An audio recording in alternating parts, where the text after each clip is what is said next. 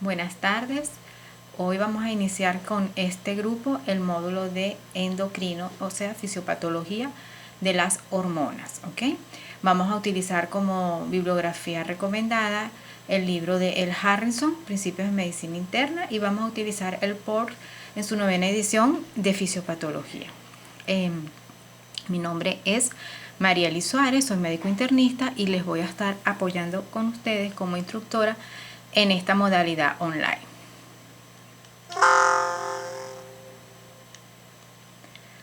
Como dijimos, vamos a comenzar con el sistema hormonal y vamos a hablar en este tema o en esta tarde de hoy sobre las hormonas hipotálamo hipofisiarias.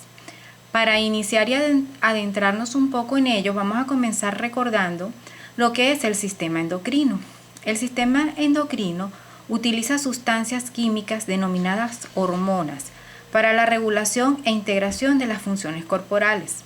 El sistema endocrino participa de la regulación de la digestión, el consumo y almacenamiento de nutrientes, crecimiento, desarrollo, metabolismo del agua y de los electrolitos, y de las funciones reproductoras. Las hormonas en general se consideran mensajeros químicos que se transportan en los líquidos corporales. Vamos a tener hormonas hipotalámicas, ¿ok? La síntesis y la liberación de las hormonas producidas por la hipófisis anterior es regulada por la acción de las hormonas liberadoras o inhibidoras producidas por el hipotálamo. Entonces vamos a hablar de lo que es la regulación del eje hipotálamo-hipofisiario. ¿Okay? Este eje conforma una unidad que ejerce control sobre numerosas células endocrinas. Estas dos estructuras están conectadas con vasos sanguíneos del sistema porta-hipofisiario. Entonces, como vemos aquí, tenemos las hormonas de la hipófisis anterior o adenohipófisis. Ellas van a ser clasificadas en 3 grupos. Primer grupo, péptidos relacionados con ACTH, el segundo, proteínas somatotropina y las glucoproteínas. Vemos en este diagrama de los ejes hipofisiarios cómo a nivel del hipotálamo vamos a tener esas sustancias liberadoras de las que habíamos ya mencionado, donde vamos a tener entonces la GnRH, que va a ser dirigida hacia la adenohipófisis y allí se encarga de la FSH o de estimularla para FSH y LH. Como vamos a ver también tenemos la GHRH, la cual va hacia la adenohipófisis para producir GH, que es la hormona del crecimiento. Sus factores inhibidores, donde vamos a tener a la somatomedina. Igualmente la TRH, factor liberador de hormona tiroideas, el cual va a la adenohipófisis para que se estimule a la tiroides y así sucesivamente, como podemos ver en este diagrama. Del hipotálamo mandan su estímulo o su orden de liberación hacia las hormonas que están en la adenohipófisis y de allí a sus órganos dianas, donde vamos a tener en el caso de la FSH y la LLH las gónadas, en el caso de la hormona del crecimiento todo el organismo, en el caso de la TRH que va a ir a la tiroides para que producir hormona estimulante del tiroides, va a la glándula tiroides y producimos las hormonas tiroideas. Lo mismo va a pasar con la prolactina a nivel de las glándulas mamarias y la ACTH en la corteza adrenal. Entonces, como podemos ver, esto se trata de un eje de retroalimentación. En el eje hipotálamo hipofisiario, en la parte de lo que es como tal las hormonas hipotalámicas liberadoras, las cuales van a ir a las hormonas de la hipófisis anterior, y que vamos a encontrar aquí, que va a tener sus factores estimuladores, pero también van a tener sus hormonas inhibitorias. Entonces, entre estas hormonas inhibitorias vamos a encontrarnos con la dopamina, fundamental en el caso de la prolactina y la TSH.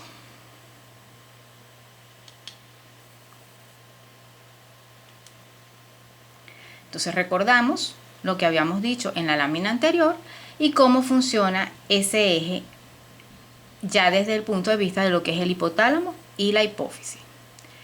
Teniendo en cuenta esto, básicamente, que es lo que queremos destacar aquí, es cómo el eje hipotálamo hipoficiario tiene un mecanismo de regulación hormonal de tipo feedback o retroalimentación negativa, donde tenemos un estímulo que va al hipotálamo para que ésta vaya a la adenohipófisis y se produzca entonces la liberación de sustancias hacia las glándulas endocrinas y estos a sus órganos diana.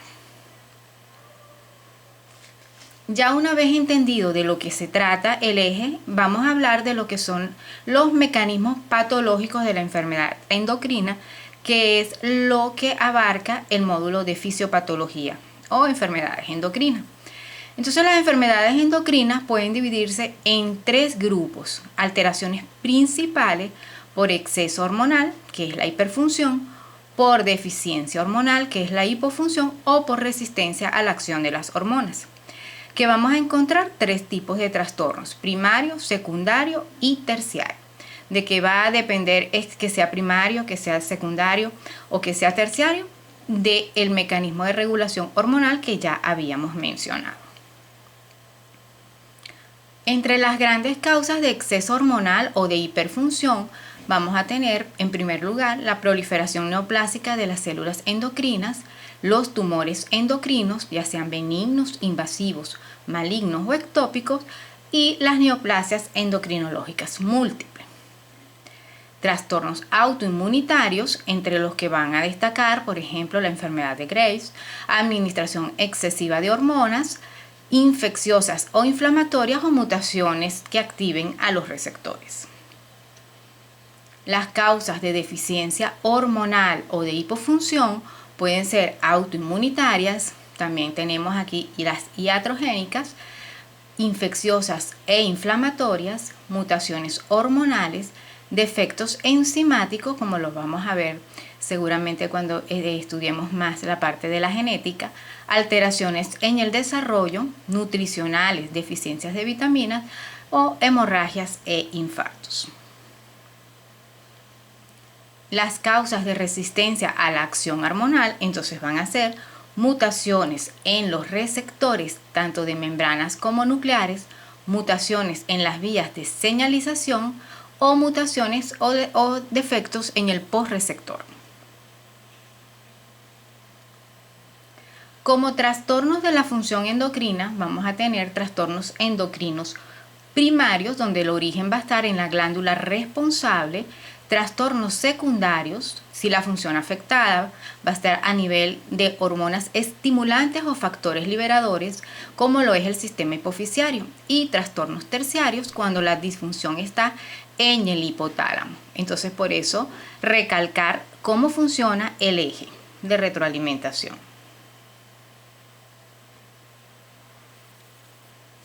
Vamos a hablar de lo que son las masas hipofisiarias. Son neoplasias benignas originadas en uno de los 5 tipos celulares de la adenohipófisis. Si nosotros nos vamos un poquito al inicio de las láminas, vamos a recordar cuáles son esos tipos celulares que vimos en la adenohipófisis.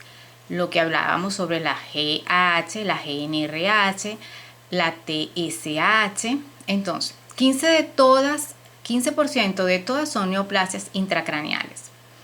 Y también en los estudios de imagen de esta glándula podemos detectar pequeñas lesiones en al menos el 10% de las personas sanas. Entonces esto es lo que vamos a destacar como masas hipofisiarias. Los tumores hipofisiarios los vamos a clasificar en primarios y secundarios, funcionantes o secretores, o no funcionantes, no secretores, microadenomas y macroadenomas. ¿Cuál va a ser la clasificación de estos adenomas hipofisiarios? De acuerdo al origen de la célula adenomatosa que esté relacionada, vamos a encontrar el mayor porcentaje de lactotropa con un 60%, gonadotropa, somatotropa 20% y corticotropa 10%. Entonces, esta es la clasificación de los adenomas hipofisiarios. Cuando tenemos un efecto de adenoma, ya sea macroadenoma, vamos a tener un efecto compresivo de las lesiones ocupantes de espacios de la silla turca. Entonces la estructura afectada y el efecto clínico va a depender de la localización. Cuando la estructura afectada es en la hipófisis, que vamos a tener efecto clínico sobre lo que ella más produce en hipogonadismo, hipotiroidismo, crecimiento insuficiente. Si la estructura afectada es el tracto óptico, vamos a tener pérdida de la percepción del rojo, hemianopsia bitemporal, escotoma, ceguera. Si la estructura afectada es el hipotálamo, alteraciones en la regulación de la temperatura, trastornos del apetito que nos puedan llevar también, entonces alteraciones en el metabolismo, como es la obesidad, la diabetes insípida, trastornos del sueño, disfunciones autonómicas. Cuando la lesión afectada o la estructura afectada es el seno cavernoso, el efecto clínico que vamos a ver es la oftalmoplegia, otoxis o diplopía. Cuando hablábamos de lo que eran los microadenomas y los macroadenomas, nosotros podemos ver un microadenoma aquí en esta localización, generalmente miden menos de 10 milímetros, y los macroadenomas que son aún de mayor tamaño, mayores de 10 milímetros. Dicho esto, nosotros podemos comenzar a destacar lo que van a ser las lesiones fisiopatológicas que vamos a encontrar de acuerdo al órgano afectado o a la hormona afectada. Entonces vamos a comenzar hablando un poco de la prolactina. La prolactina es una hormona secretada por las células lactotropas de la parte anterior de la hipófisis. Ella tiene valores aproximadamente en el varón de 2 a 18 nanogramos por mililitros, en las mujeres no embarazadas de 8 a 26 nanogramos por mililitros y en las mujeres embarazadas puede llegar de 10 a 209 nanogramos por mililitro. Por lo tanto, un hiperprolactinoma me puede llevar a un aumento de la prolactina en sangre.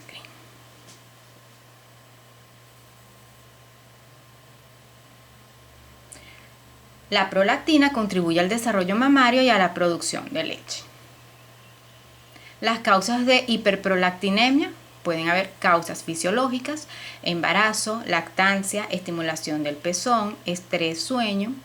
Algunos fármacos me pueden producir aumento de la prolactina, como van a ser los antidepresivos, antipsicóticos, anticonvulsivantes, narcóticos, antihipertensivos, bloqueantes H2.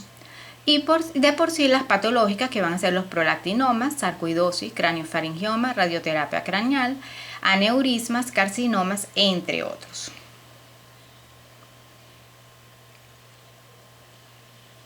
La clínica que vamos a encontrar en los hombres es un hipogonadismo, disminución de la libido, disfunción eréctil, infertilidad y podemos llegar a ver galactorrea, y en las mujeres galactorrea, oligoamenorrea e infertilidad.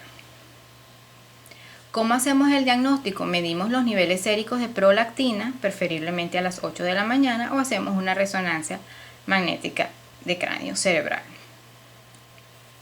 El tratamiento, tenemos que el tratamiento puede iniciarse como tratamiento médico, como van a ser los agonistas de la dopamina, bromocriptina, cabergolina o pergólida. La pergólida es una agonista de los receptores de dopamina y también se le ha destacado algunos beneficios en la enfermedad de Parkinson por ser agonista dopaminérgico. Y quirúrgico, cirugía transesfenoidal. Ahora vamos a hablar de la hormona del crecimiento.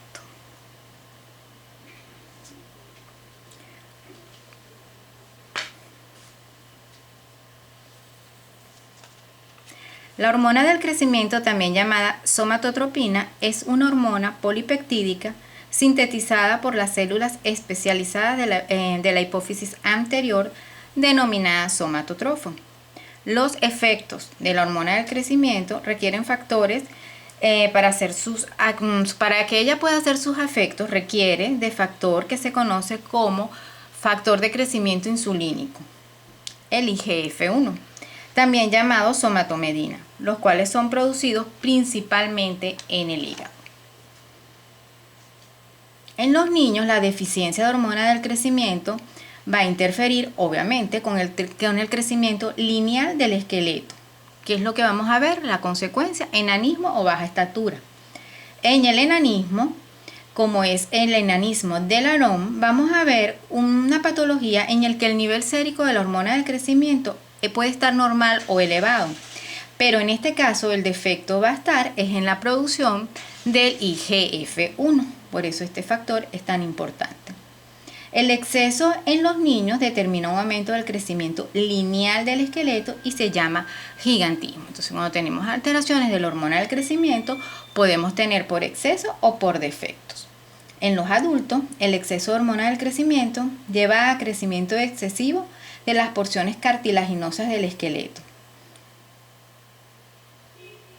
Esto nos puede llevar también a un crecimiento o un aumento del tamaño del corazón y de muchos otros órganos.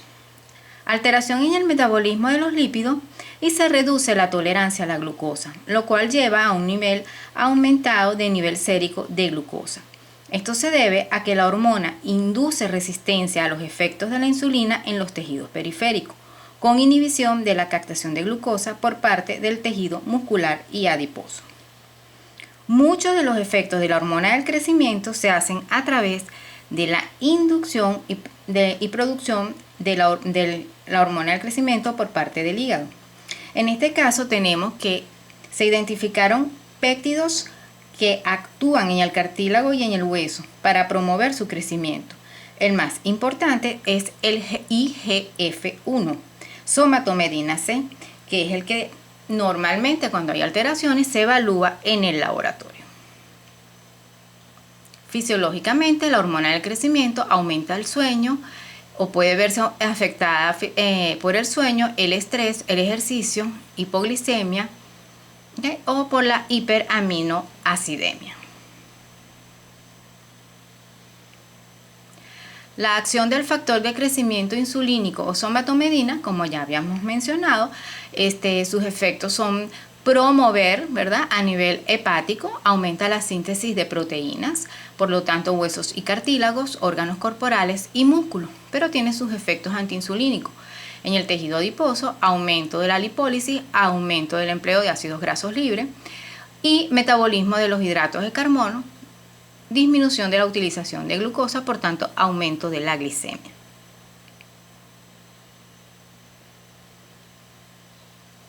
Las causas de baja estatura tienen varias variantes. Entre ellas vamos a destacar que pueden haber variantes normales, donde tenemos una baja estatura genética o familiar, o una baja estatura constitucional. Tenemos bajo peso al nacer, como van a ser retardos del crecimiento intrauterino, y trastornos endocrinos fundamentales, como van a ser la deficiencia de GH, deficiencia primaria, deficiencia idiopática de hormona del crecimiento por agenesia hipofisiaria, deficiencia secundaria, producción de hormona del crecimiento biológicamente inactiva o producción insuficiente del factor análogo insulínico, el IGF-1, en respuesta a un nivel sérico de GH normal o elevado, como habíamos mencionado atrás, el enanismo del Aarón. Enfermedades crónicas y desnutrición, trastornos cromosómicos como va a ser síndrome de Turner y alteraciones esqueléticas como va a ser la condroplasia.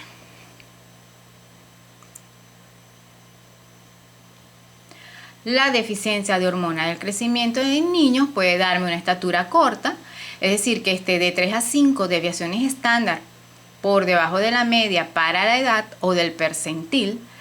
¿Y qué podemos encontrar allí? Micropene, aumento de la grasa corporal, voz de timbre alto y por supuesto tendencia a la hipoglicemia. La deficiencia de hormona del crecimiento en adultos, en este caso, van a ser lesiones hipotalámicas o lesiones de las células somatotropas de la hipófisis, que vamos a ver en el adulto: aumento de la masa magra, hiperlipidemia, disfunción ventricular izquierda, hipertensión arterial, disminución del contenido mineral óseo y también tendencia a la hipoglicemia.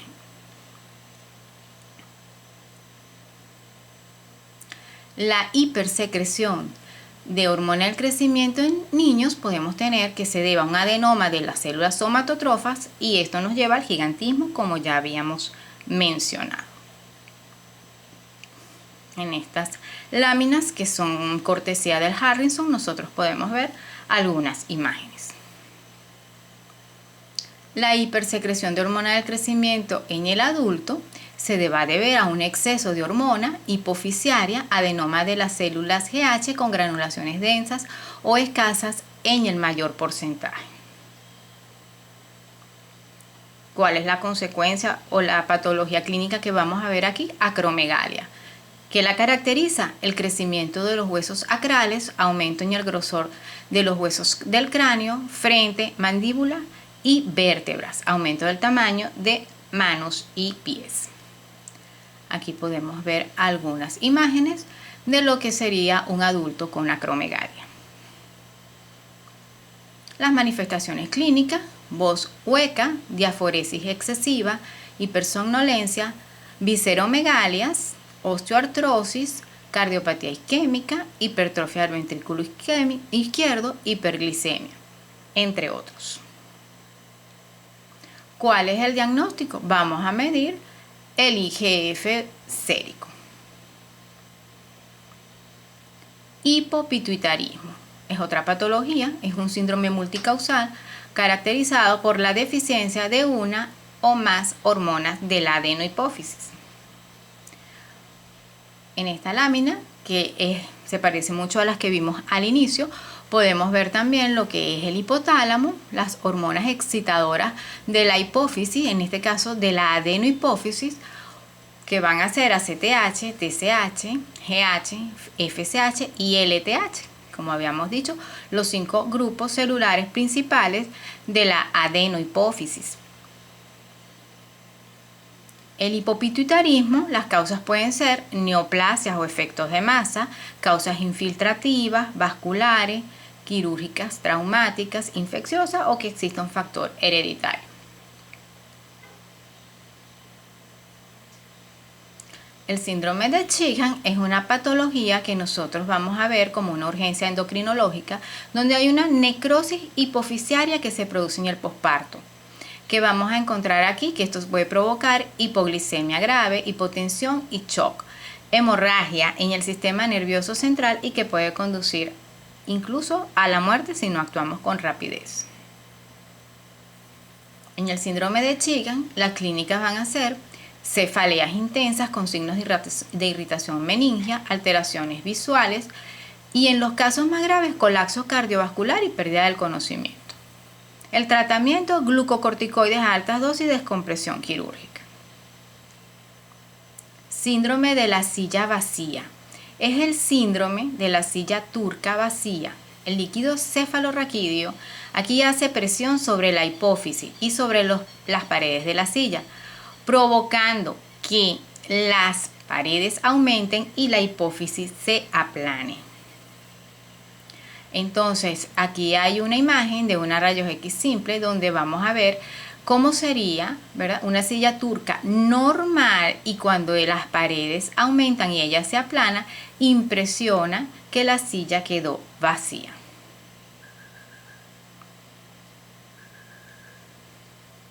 Aquí se trata de una debilidad congénita en el diafragma de la silla. Es más frecuente en mujeres en edad media y con obesidad. La función hipofisiaria puede ser normal y el descubrimiento usualmente es accidental.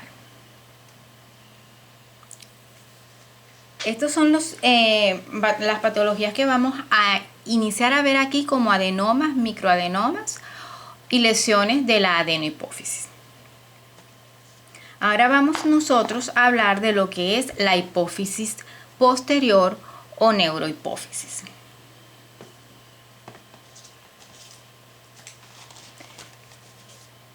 La neurohipófisis está formada por axones que se originan en grandes cuerpos celulares situados en los núcleos supraóptico y paraventricular del hipotálamo. ¿Okay? Entonces, produce 2 hormonas fundamentales, como van a ser la ABP, antidiurética, y la oxitocina. La antidiurética actúa sobre los túbulos renales, reduciendo la pérdida de agua al concentrar la orina. La oxitocina provoca que la leche baje después del parto. La deficiencia de vasopresina provoca diabetes insípida. que se caracteriza por poliuria, que es grandes cantidades de orina y predispone a la hiponatremia. La vasopresina se sintetiza a partir de un polipéptido precursor formado por ABP, vasopresina en sí, neurofisina y copectina. La secreción de vasopresina es regulada por la presión osmótica de los líquidos corporales. Este control es mediado por células hipotalámicas especializadas llamadas osmoreceptores. Cuando un paciente sufre de síndrome de secreción inadecuada de ADH, el riñón no recupera el agua que debería. Entonces hay una ausencia de pérdida de glucosa en la orina y se produce la diabetes insípida. Esto no tiene que ver con la diabetes por falta de insulina. Se denomina así porque comparte ciertos síntomas. Hay similitud en lo que es la poliuria, en lo que es la polidixia. Pero aquí no se trata de un defecto de insulina, sino que hay una alteración en el túbulo renal para concentrar la orina. Entonces, decíamos que la diuretina vasopresina es un polipéptido precursor de ADH, neurofisina y copectina, transportada por el axón y liberado por exocitosis. ¿Cuál es su punto de regulación efectiva? La osmolaridad plasmática. Como podemos ver en esta imagen, nosotros tenemos a nivel de la nefrona, el glomérulo, el túbulo colector. Si nosotros separáramos esto, encontraríamos que vamos a tener células principales de los túbulos colectores y la luz del tubo. Entonces tenemos una luz tubular y una luz vascular. ¿Qué vamos a encontrar aquí? Vamos a encontrar aquí unas moléculas que se llaman acoporinas. Y estas acoporinas 2, ¿qué nos van a hacer? ¿De qué se van a encargar? De tratar de que el agua, ¿verdad? De que el riñón, de que el túbulo pueda concentrar la orina de manera, digamos, fisiológica, lo que fisiológicamente estaría ocurriendo. Pero si yo tengo una lesión en el receptor B2, la diuretina vasopresina y las acoporinas se van a desacoplar y yo voy a perder la capacidad de regular o de concentrar la orina y se me va a producir pérdida de líquido.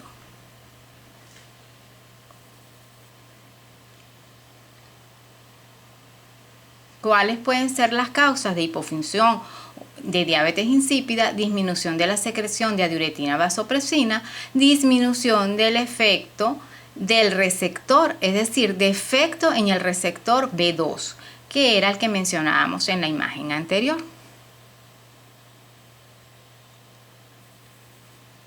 ¿Qué vamos a encontrar aquí? Un déficit o inhibición de diuretina vasopresina, se me va a producir poliuria, que me va a llevar a una disminución de la osmolaridad urinaria, disminución del agua corporal, aumento de la osmolaridad plasmática, aumento del sodio plasmático y como mecanismo compensatorio, ¿qué voy a tener?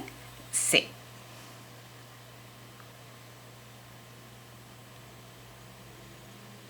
En la clínica, poliuria, polaquiuria, enuresis, nicturia, sed, polidixia y deshidratación. El síndrome de secreción inadecuada de la hormona antidiurética también vamos a tener factores congénitos y adquiridos. ¿Okay? En los congénitos va a ir siempre asociado a malformaciones fetales. En los adquiridos vamos a tener ectópicos que pueden ser neoplásicos o eutópicos que pueden ser por drogas, por traumas cráneoencefálicos, infecciones o neurológicos como es el Guillain-Barré.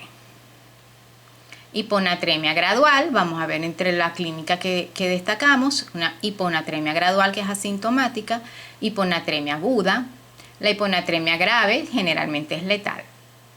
En el síndrome de secreción inadecuada de antidiurética también tenemos retención excesiva de agua. El volumen de agua extracelular e intracelular aumenta la filtración glomerular, aumenta la secreción de hormona natriurética auricular.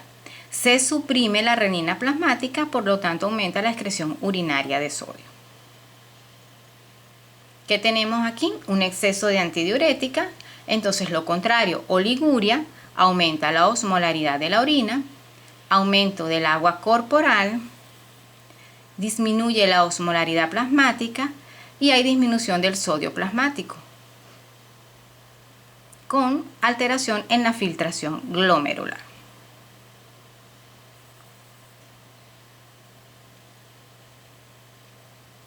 Hasta aquí empezando el primer tema de endocrino con lo que es el eje hipotálamo hipoficiario, adenohipófisis y neurohipófisis.